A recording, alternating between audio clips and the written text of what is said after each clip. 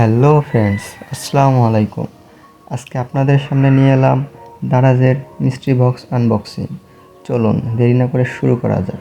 তার আগে বলে নিতে চাই, আজকের মিস্ট্রি বক্সগুলো আনবক্সিং করব হচ্ছে নয়ের উল্লাসের যে দারাজের মিস্ট্রি বক্সগুলো ছেড়েছিল সেখান থেকে নেওয়া।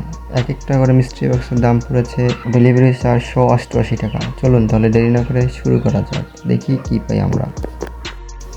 বক্সটা হাতে নিয়ে মনে হচ্ছে এখানে ঘড়ি টাইপের কিছু একটা আছে, স্মার্ট ওয়াচ। তো চলুন খুলে দেখি। হ্যাঁ, আসলে একটা স্মার্ট ওয়াচই রয়েছে।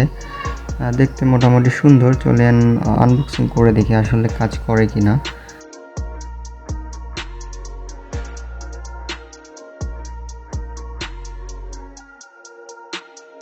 ওয়াচটা দেখতে মোটামুটি সুন্দর। বেলগুলো অনেক সফট, একটা চার্জার দিয়েছে, সাথে আমরা স্মার্ট ওয়াচটা পেয়ে গেছি। চলুন অন করার চেষ্টা করে দেখি অন হয় কি না। অন করার চেষ্টা করে দেখলাম যে স্মার্ট ওয়াচটি অন হচ্ছে না। পরবর্তীতে আমি চার্জে লাগিয়ে চার্জ দেওয়ার পর অবশ্যই স্মার্ট ওয়াচটি অন হয়েছে এবং সম্পূর্ণভাবে ওয়ার্কিং করেছে। এই ছিল আমাদের ফার্স্ট মিস্ট্রি বক্সের আনবক্সিং। চলুন দ্বিতীয় মিস্ট্রি বক্সে দেখা যাক কী পাই আমরা। তো দ্বিতীয় মিস্ট্রি বক্সটা আমরা আনবক্সিং করতেছি। এটা কি দেখা যাক আসলে এটা কি আমার কোনো কাজে লাগবে কি না।